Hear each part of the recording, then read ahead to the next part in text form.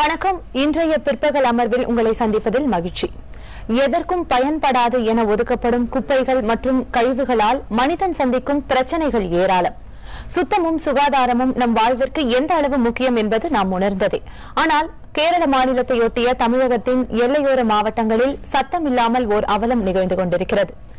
கோவை, தேனி, கன்னியாகுமரி, நெல்லை, நீலகிரி ஆகிய மாவட்டங்களில் கேரள மாநிலத்திலிருந்து மருத்துவ கழிவுகள் கொட்டப்படுவது தொடர்கதையாகி இருக்கிறது.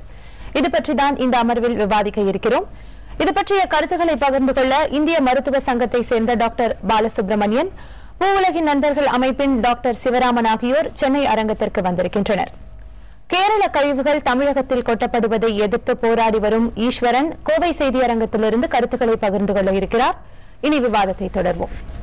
வணக்கம் டாக்டர். இப்போ சாதாரண மக்களுக்கு புரியுற மாதிரி, அதாவது கேரளால இதை கொட்ட முடியாது, இங்க டிஸ்போஸ் பண்ண முடியாது அப்படின்னு சொல்லி எல்லை தாண்டி தமிழகத்துல வந்து கொட்டுறாங்கன்னா இந்த கழிவுகள் என்ன உள்ளடங்கும்? How do we define this, இந்த கழிவுகள் அப்படிங்கிற விஷயத்தை? நிறைய, அதாவது பல பிரிவுகளாக பிரிக்கிறாங்க. அதுல வந்து மருத்துவ கழிவுகள் அப்படின்னு எடுத்துட்டோம் அப்படின்னா வந்து இந்த ஊசி, சிரிஞ்சு இந்த மாதிரி உள்ள திடக்கழிவுகள் இருக்கு. அப்புறம் அந்த ஒவ்வொரு ட்ரீட்மெண்ட் ப்ரொசீஜர்ஸ்ல யூஸ் பண்ணக்கூடிய மெட்டீரியல், அதில் பேண்டைட்ல இருந்து பஞ்சுகள்ல இருந்து அந்த மாதிரி அந்த கழிவுகள் கொஞ்சம் இருக்கு. அப்புறம் யூஸ் பண்ண மாத்திரைகள், மருந்துகளுடைய மேல் அட்டைகள், அப்புறம் அந்த மருந்துகளை ஸ்டெரைலா வர்றதுக்காக பேக் பண்ணியிருப்பாங்க, அதனுடைய கழிவுகள் இருக்கு. சில நேரங்களில் அறுவை சிகிச்சையில் ஒரு பகுதியை ரிமூவ் பண்ணியிருப்பாங்க, சில இதை கட் பண்ணி எடுத்திருப்பாங்க, அந்த மாதிரி விஷயங்கள் இருக்கு. இது மாதிரி பல வகைப்பட்ட கழிவுகளாக இருக்கு. ஒவ்வொரு கழிவுகளும் ஒவ்வொரு விதத்தில் நமக்கு வந்து டேமேஜ் உண்டாக்கக்கூடியது. அதுல ஊசிகள் அந்த மாதிரி விஷயங்கள்லாம் வந்து நம்ம கையில குத்திடக்கூடாது. அது இன்னொரு நோயாளிக்கு வந்து அவங்க வந்து ரத்தம் எடுத்திருப்பாங்க, இல்ல ரத்தம் செலுத்தியிருப்பாங்க, இல்ல மருந்துகளை செலுத்தியிருப்பாங்க. அதுல இருந்து அந்த நோயாளிகிட்ட இருந்து ஒரு கிருமி அதுல வந்திருக்கலாம். அந்த கிருமி வந்து மீண்டும் அது வந்து இன்னொருத்தரை வந்து பாதிப்பதற்கு வாய்ப்புகள் இருக்கிறது. அப்புறம் அந்த மேல இருக்கிற உரைகள், இந்த பஞ்சு, இது மாதிரி விஷயங்கள், அதுல வந்து அவங்களுடைய ரத்தம், ஸ்வெட்டு, இந்த மாதிரி விஷயங்கள் பட்டிருக்கலாம். அதுல இருந்து சில பிரச்சனைகள் வர இருக்கு. இதை தாண்டி வந்து ரொம்ப ரொம்ப பெரும்பான்மையா பார்த்தோம் அப்படின்னு பாத்தீங்கன்னா கிட்டத்தட்ட 98-99 இந்த மருத்துவ கழிவுகள்ல 15-18% பிளாஸ்டிக்ஸ். அது ஒரு மேஜரான விஷயம். ஆனா இப்போ இன்னும் பயங்கரமா கூடி இருக்கு. இப்ப நம்ம மருத்துவ விஷயங்களும் நிறைய கூடி இருக்கு, சுகாதார விஷயங்கள்ல நிறைய நம்ம பக்குவப்பட்டிருக்கோம். அதே சமயத்துல அதுக்கு பயன்படுத்தக்கூடிய பொருட்களும் நிறைய அதிகமா இருக்கு. அப்படிங்கும்போது அதுவும் ஒரு 7-8% கூடி இருக்கு. 25-26% பிளாஸ்டிக் பொருட்கள் இருக்கு. அந்த பிளாஸ்டிக் பொருட்கள்ல நிறைய விஷயங்கள் வந்து அந்த கம்பசபிள், நான் கம்பசபிள் சொல்றான், எரிக்கக்கூடியது. நல்லா எரிச்சு அதை வந்து ஆஷ் ஆக்கி அந்த ஆஷையும் ப்ராப்பரா ஒரு கைட்லைன்ல எடுத்து வெளியே போகணும் அப்படின்னு சொல்லியிருக்காங்க. சில இது எரிக்கவும் முடியாது, எரிச்சாலும் அது வந்து டிகிரேட் ஆகுது. சில இது ஃபில்லரா இருக்கும், தரையில போட்டு அமைக்கிறலாம், மண்ணோடு மண்ணாக மக்கி கலக்கக்கூடிய தன்மை. சில இது மண்ணாக மக்காத சூழ்நிலை. இப்படி பல பிரிவுகள்ல இருக்கு. இதை வந்து ஒரு மருத்துவ மேலாண்மை செய்யக்கூடியவர்கள், ஒரு மருத்துவமனையை நடத்துறவங்க, மருத்துவ துறையில் இருக்கிறவங்க கண்டிப்பாக அதுல இருக்கக்கூடிய கழிவுகளை மிக திறம்பட மேலாண்மை செய்தால்தான் அவர்களுடைய மருத்துவமனைக்கும் நல்லது, அந்த அதுல இருக்கக்கூடிய நோயாளிகளுக்கும் நல்லது. இந்த மருத்துவமனைக்கு அருகாமையில் இருக்கக்கூடிய பகுதிகளில் இருக்கவங்க அதுல கழிவுகளை எடுத்து கொண்டு போய் அதுக்கான ஒரு கழிவு மேலாண்மை செய்யக்கூடிய இடத்துல கொண்டு போய் போடும்போது அங்கேயும் பிரச்சனை இல்லாமல் இருக்கும். ஸோ இது வந்து ரொம்ப ரொம்ப அடிப்படையான விஷயம். ஒரு மருத்துவ துறைங்கிறதே ஒரு பெரிய சேவை செய்ய வேண்டிய துறை. அந்த துறையில் உள்ள கழிவு மேலாண்மை பற்றிய ஒரு சரியான புரிதல், சரியான திட்டமிடல், சரியான ஒரு தொலைநோக்கு பார்வை வந்து அந்த துறைக்கு இருக்க வேண்டியது ரொம்ப முக்கியம். இப்போ டாக்டர் பாலசுப்ரமணியன், நீங்க சொல்லுங்க, நிறைய கழிவுகள் அப்படிங்கறதுல மருத்துவ கழிவுகள், ரசாயன கழிவுகள், உணவு கழிவுகள் நிறைய இருந்தாலும் மருத்துவ கழிவுகள் வந்து ரொம்ப முக்கியத்துவம் வாய்ந்ததா பார்க்கப்படுது. இப்ப கேரளால இருந்து கோயம்புத்தூர்ல வந்து கொட்டுறாங்கன்னா எந்த அளவுக்கு அதை ப்ராப்பரா டிஸ்போஸ் பண்றது முக்கியம்னு சொல்லுங்க. நம்ம மருத்துவர் எல்லாருக்குமே ஹிப்போக்ரேட்டஸ் தான், அந்த ஓத்து எடுத்துட்டு தான் பிராக்டிஸ் ஆரம்பிக்கிறோம். அவர் என்ன சொல்றாருன்னா, டூ நோ ஹார்ம், நீ உதவி செய்யறதோ இல்லையோ உபத்திரம் செய்யாத. ஃபர்ஸ்ட் இண்டிவிஜுவலோட சொசைட்டியோட ஹெல்த் வந்து ரொம்ப ரொம்ப முக்கியமான ஒண்ணு. இந்த மருத்துவ கழிவுகள் வந்ததே வந்து 1994 சூரத்ல பிளேக் வந்தது, எலிகள் மூலமாக பிளேக் நோய் வந்தது. அப்போ வந்து ஒருத்தர் வந்து சோஷியல் ஆக்டிவிட்டிஸ் வந்து பப்ளிக் இன்ட்ரெஸ்ட் லிட்டிகேஷன் ஃபைல் பண்ணாங்க சுப்ரீம் கோர்ட்ல, அமிர்தா பட்டேல் நினைக்கிறேன். அப்போ என்ன சொன்னாங்க, இந்த சாலிட் வேஸ்ட் கழிவுகள் வந்து இந்த லோக்கல் பாடிஸ் அவங்க மருத்துவமனையை பிளேம் பண்ணவே இல்லை அந்த லிட்டிகேஷன்ல. அவங்க என்ன சொன்னா local body, panchayat, municipality, corporation அவங்க எல்லாம் இந்த சாலிட் வேஸ்ட்டை வந்து ஒழுங்கா செய்யறது இல்லை அப்படின்னு சொன்ன போது சுப்ரீம் கோர்ட் வந்து ஒரு கமிட்டியை போட்டது. அந்த கமிட்டி 4 விதமான கழிவுகளை கொண்டு வந்து அதுல மருத்துவமனை கழிவுகள் 4ஆவதா இருந்தது. ஆனா அப்போ அந்த சமயத்துல எய்ட்ஸ் நோய் இருந்தது, இதெல்லாம் இருந்ததுனால 3 வேஸ்ட்டை பத்தி விட்டுட்டாங்க. 3 வேஸ்ட்டை பத்தி கவலைப்படாம நான் 4ஆவது வேஸ்ட் ஆனதை பத்தி என்விரான்மெண்ட் ஆக்ட், ப்ரொடெக்ஷன் ஆக்ட் பிரகாரம் வந்து 1998 வந்து சட்டம் வந்தது, எல்லா மருத்துவமனையும் பண்ணணும்னு. அது வந்து எல்லாரும் செஞ்சுட்டு இருக்கோம்.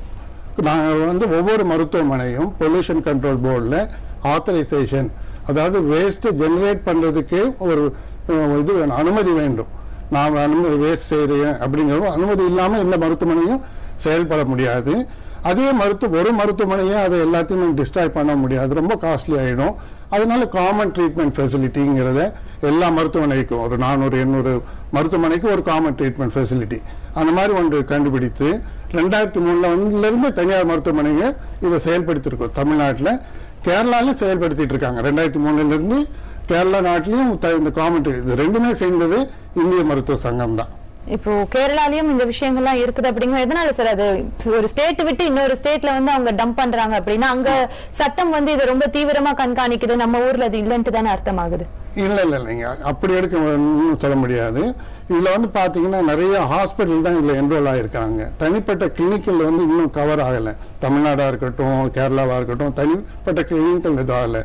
இது இல்லாம நிறைய பேர் வீட்டுல ட்ரீட்மெண்ட் எடுத்துக்கிட்டு இருக்காங்க. இன்சுலின் போட்டுக்கிறவங்க இருக்காங்க, இந்த நாள்பட்ட புல் இருந்தா பேண்டேஜ் கட்டுறவங்க எல்லாம் இருக்காங்க. அவங்க எல்லாம் அதை வந்து பொது கை இடத்துல தான் போடுறாங்க. அங்க வந்து முனிசிபாலிட்டி நோன்னு சொல்லிடுறாங்க, இந்த ஹாஸ்பிட்டல் வேஸ்ட்டை, அதாவது மருத்துவ கழிவுகளை எடுக்க மாட்டோம்னு சொல்லிட்டாங்க. இங்கேயும் அதே தான். இங்கேயும் முனிசிபாலிட்டி வந்து ஒரு ஆஸ்பத்திரியில இருந்து மருத்துவ கழிவுகள் எடுக்கவே மாட்டாங்க, பொது கழிவுகளை மட்டும் தான் பண்ணும். ஒரு மருத்துவமனையில இருந்து 100 கிலோ வேஸ்ட் வருதுன்னா அதுல 15 கிலோ தான் மருத்துவ கழிவுகள், 85 வந்து பொது கழிவுகள். அதை வந்து இவங்க தான் நகராட்சி இவங்க தான் எடுத்துட்டு போறாங்க. இதுக்கு வந்து காமன் ட்ரீட்மெண்ட்ல பண்றோம். ஸோ இதை அவங்க எடுக்காத போது, இதுல என்ரோலும் பண்ணல, இவங்களும் எடுக்காத போது அவங்க வந்து இது ஒரு ஏஜென்சி மாதிரி செய்யறாங்க. இப்போ பால் வந்து நம்ம போய் காலையில 4:30 மணிக்கு இருந்துச்சு பூத்துல போய் வாங்கணும். அதுக்கு இப்போ இதை என்ன பண்றோம், ஒரு ஏஜென்ட் கிட்ட சொல்றோம், அவன் வந்து வீட்டுல கொண்டு வந்து போட்டுறான். அது மாசத்துக்கு 50 ரூபா 100 ரூபா அவனுக்கு கொடுத்துடும், பால் விலை இல்லாம. அதே மாதிரிதான் இங்க ஒரு ஏஜென்சி தமிழ் நாட்டிலே நடக்குதா கேரளாவில் நடக்குதுன்னு தெரியாது, அந்த ஏஜென்சிங்க தான் எடுத்துட்டு வந்து போடுறாங்களே தவிர மருத்துவமனைகள் அல்ல, மருத்துவர்கள் அல்ல. மருத்துவமனைகளோ மருத்துவர்களோ இதுல டைரக்டா இன்வால்வ் ஆகல. ஆனா இது ஒரு பிசினஸா தனியா நடந்துட்டு இருக்கு சொல்றீங்க. இப்ப நம்ம கோவையில இருக்கிற விருந்தினர் கிட்ட பேசலாம். கேரள கழிவுகள் தமிழகத்தில் கொட்டப்படுவதை எதிர்த்து போராடி வரும் ஈஸ்வரன் கோவை அரங்கத்தில் இருக்கிறார், அவரிடம் பேசலாம். வணக்கம் ஈஸ்வரன் சார். இப்போ நீங்க சொல்லுங்க, நீங்க வந்து இந்த விஷயத்தை எதிர்த்து பல ஆண்டுகளா போராடிட்டு இருக்கீங்க. கோயம்புத்தூர் எந்த அளவுக்கு கேரள கழிவுகள் கொட்டப்படும் ஒரு இடமா மாறி போயிருக்குது இப்போ? மொத்தமா கேரளால எந்த கழிவா இருந்தாலும் அதை தமிழ்நாட்டு எல்லைக்குள்ள கொண்டு போய் தள்ளிட்டு வந்துட்டா பிரச்சனை இல்லாம போகுங்கிற அளவுக்கு அந்த கேரளாவில் இருக்கிற எல்லா முனிசிபாலிட்டி, மருத்துவமனைகள் எல்லாமே இந்த மாதிரி தொடர்ந்து ஈடுபட்டு வர்றாங்க. இப்ப ஐயா சொன்னாரு மருத்துவமனைகள் எல்லாம் நிறைய டாக்டரோ பண்றது இல்லைன்னு சொல்றாரு. அப்படியெல்லாம் கிடையாதுங்க.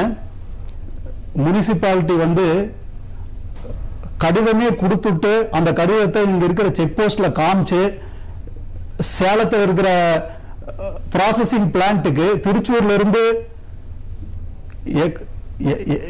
எக்கோ வருது. நீங்க தொடர்ந்து பேசலாம் சார், நீங்க பேசுங்க. அதாவது திருச்சூர் கார்பரேஷன் வந்து ஒரு கடிதம் கொடுத்து விடுறாங்க.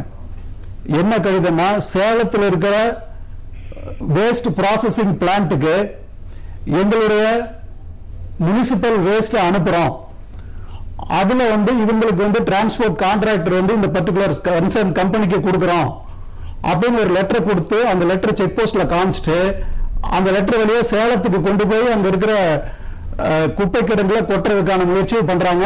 அதை தடுத்து நிறுத்தணும். தடுத்து நிறுத்தினதுக்கு பின்னாடி அங்க காவல்துறை அதிகாரிகள் வந்து சோதனை பண்ணி பார்க்கும்போது இங்க இருக்கிற ஆதாரங்கள் எல்லாம் சரியா இருக்குது, அதனால அந்த வண்டியை விட்டுலாம்னு சொல்றாங்க. அதுக்கு பின்னாடி நாங்க பொல்யூஷன் கண்ட்ரோல் போர்டுல மெம்பர் செக்ரட்டரி எல்லாம் கூப்பிட்டு இப்படி முறை இருக்குதாங்கிறத மாதிரி நாங்க எல்லாம் கேட்டு, அப்படியெல்லாம் எந்த ப்ரொசீஜரும் கிடையாது, அப்படி அனுப்பவே முடியாதுங்கிறதுக்கு பின்னாடி மறுபடியும் நாங்க போலீஸ் டிபார்ட்மெண்ட்லயும் கலெக்டரேட்டும் மனு கொடுத்து இனிமேல் இது வரக்கூடாதுங்கிற அளவுக்கு நாங்க அதை பண்ணியிருக்கோம். அப்ப சார் இப்போ கேரளா முனிசிபாலிட்டியில இருந்து லெட்டர் கொடுத்திருக்காங்க அப்படின்ட்டு காமிச்சுதான் செக் போஸ்ட தாண்டி வராங்கன்னு சொல்றீங்க. அந்த லெட்டர் போலியானது அப்படின்னு சொல்றீங்களா? அதாவது போலீசார் அப்படி தெரிவிக்கிறாங்களா இந்த மாதிரி கொடுக்கறதுக்கு வாய்ப்பு இல்ல, அது ஒரு போலியான ஒரு லெட்டர் அப்படின்ட்டு? அந்த லெட்டர் போலியா இல்லையாங்கிறத என்கொயரி பண்ண சொல்லி நாங்க மாவட்ட நிர்வாகத்துக்கு லெட்டர் கொடுத்திருக்கோம்.